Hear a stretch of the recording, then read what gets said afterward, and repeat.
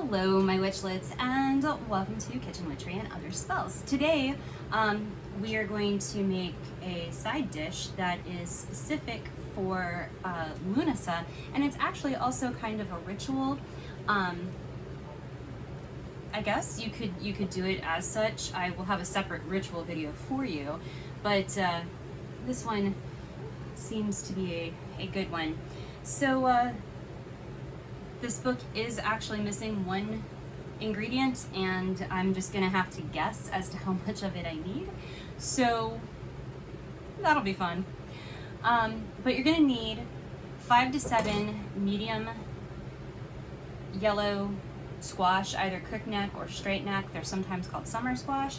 You need 5 to 7 medium ones of these. I have 6. You will need a medium onion, yellow onion, diced. 1 clove of garlic, which we're going to crush and mince. A cup of shredded cheddar. 4 tablespoons of butter. A teaspoon of salt and a half a teaspoon of black pepper, and then 3 to 4 large eggs. And also a random amount of flour. So some of this we're going to film straight on through. Some of this we're going to have to take pauses and do some stuff and then come back. And plus reframing and all of that stuff. But you wouldn't have to do this if you were doing it on your own. So we're gonna go ahead and get started here. So the first thing that you're gonna do is figure out how to keep your book open while you do this. There you go.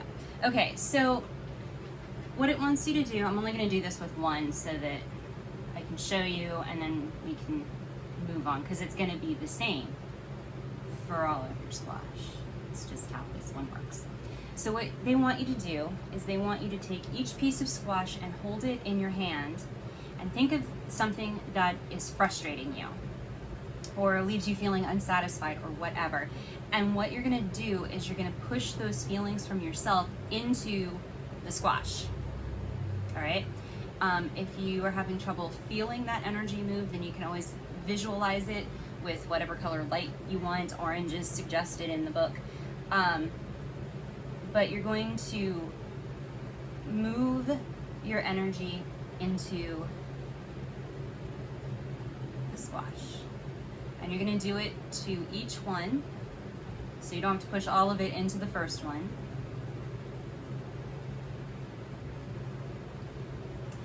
And then what you're going to do once you have gone through all of your squash and that transference of energy, then you're going to wash the squash, visualizing the energy falling to the bottom of like a riverbed or whatever, where it's just going to get washed away by the water. And I'm going to go ahead and wash these here, and then we'll come back and we'll continue on with what we need to do. Okay, so I've washed my squash, and what we're gonna do is we're gonna cut off the stem end and that end as well. And those pieces can get discarded. And you're gonna cut each squash you have into approximately 1 inch thick discs, and then put them into a pot that has water in it, and then turn it on and bring it to a boil. So I'm gonna go ahead and get that going. It should take about 7 minutes of cooking once the water gets to a boil. And I'm gonna go ahead and cut these, and we'll be back with a pot of water. All right, so I have my squash in a pot in water, and it is set to high heat. We're going to try to bring this up to a boil. And what you want to do as this is heating, you want to think of the heat outdoors and your own desires and points of dissatisfaction flowing out of the squash and into the water, and increase your intensity of those thoughts as this heats up. Once it comes to a boil, you're going to boil it for 7 minutes until it's tender. If you can pierce them If you can pierce it easily, then it's done. If you can't, just let it go a little longer until you can. So, and don't actually do this when it starts boiling. You'll burn your finger. We're professionals here. Something like that. They don't pay me for this. Once your squash is cooked, you're gonna drain it in a colander, and you can leave it sit in the colander while you do the rest of it, because you're gonna use it again in a few minutes. So, rather than make you watch that boil, which is, you know, thrilling, I'm just gonna go ahead and do the next part here, which is you're going to melt your 4 tablespoons of butter. It says in a small pan, but I'm just using this one because small pans never seem to work out for me.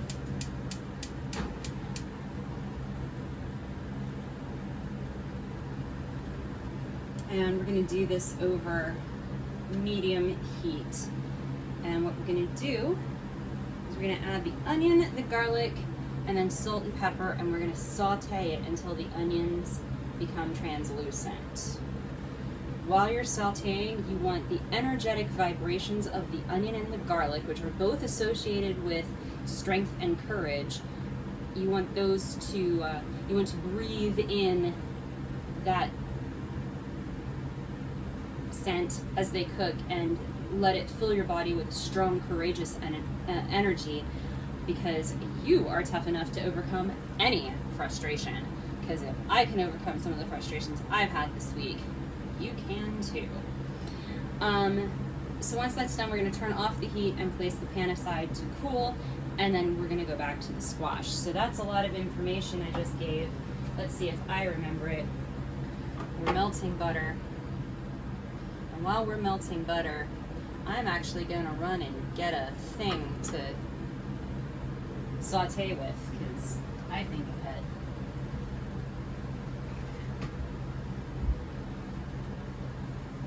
Woohoo! Okay.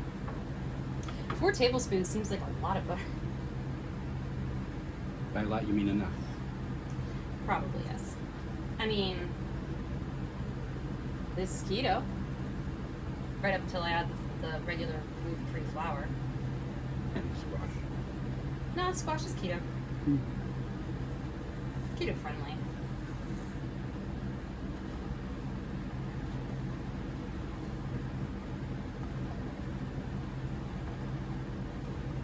We're watching butter melt and water boil. This is the thrilling content you come back for each and every time. Alright, butter melted. So we're going to take our onions, put them in here.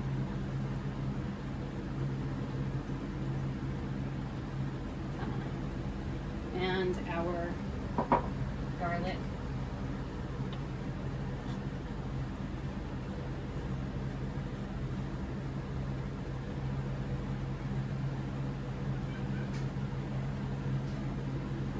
And we're going to saute this until the onions become translucent. Then just turn it off and set it to the side before going back to our squash, which hasn't even really done much anything of interest yet. So rather than make you sit here and watch this for like 20 minutes, we'll be back. Okay, so once your squash is cooled down, you need to drain it.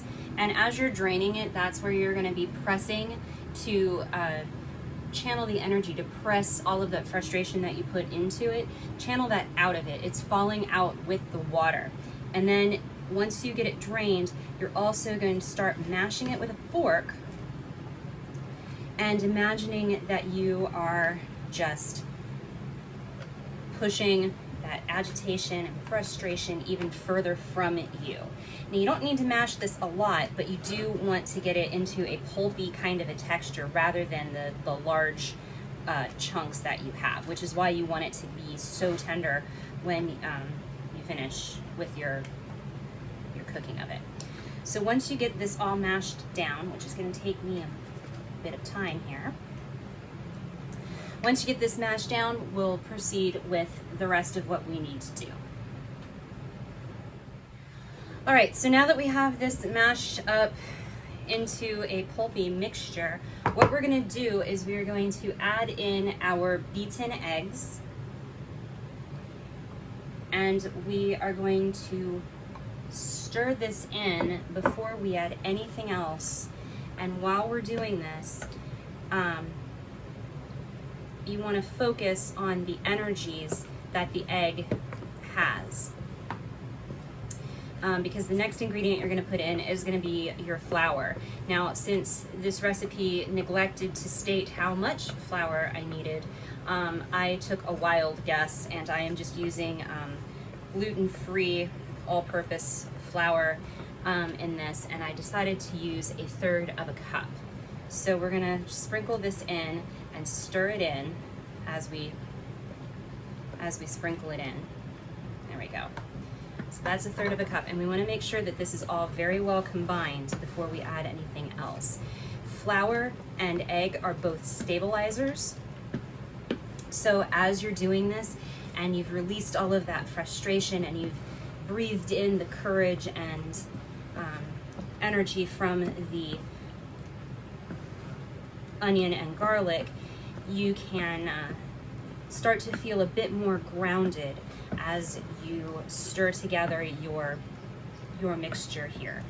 Now, you want to breathe slowly and deeply as you're doing this, and then once you have the egg and the flour mixed together, you're going to add your onions and garlic.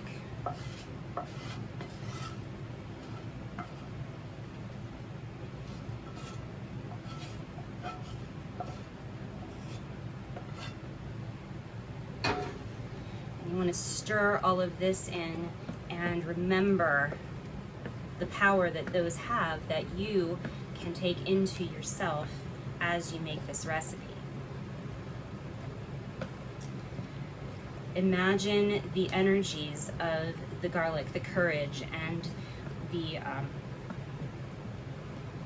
strength swirling through the bowl, up your spoon, and into your person as you do this. It's best if you can stand up tall. I cannot right now, but because my table is too low. But stand up tall. Envision yourself as a fierce beast. I mean, if you are into comics, you know, you can be the alpha predator or whatever. Then finally, you're going to stir in most of your cup of cheese. You're going to reserve about 1/4 cup of it. And stir in your cheese and make sure everything is coated and ready to go.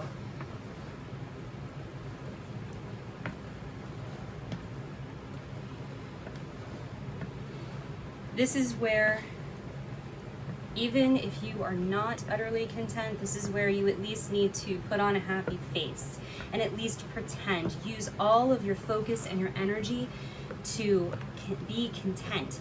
Even if you have to fake it, be content in this moment. You are making food that is going to be amazing. So fill your head with thoughts about your blessings and the good things in life. Speak to yourself about how you're totally satisfied in all facets of your life, even if you're not. Again, fake it till you make it.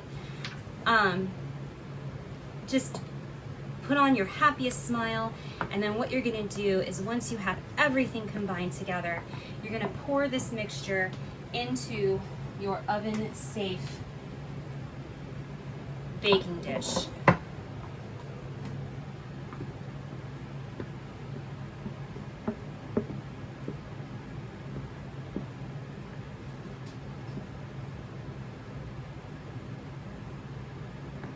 There we go.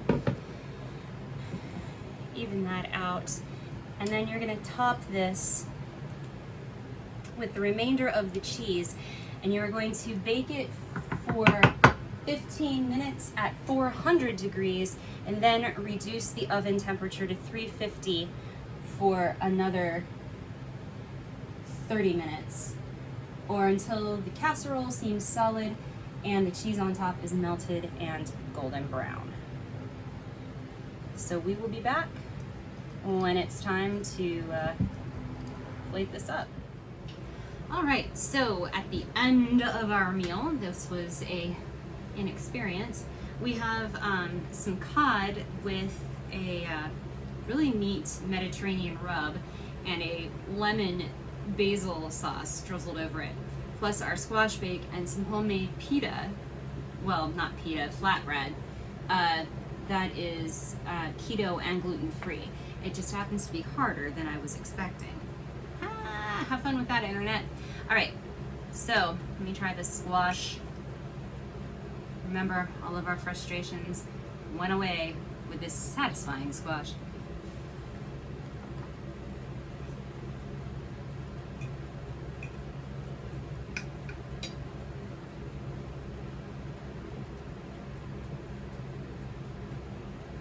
I called it right on the flour. About a third of a cup, quarter cup to a third of a cup of flour is what you're looking for this.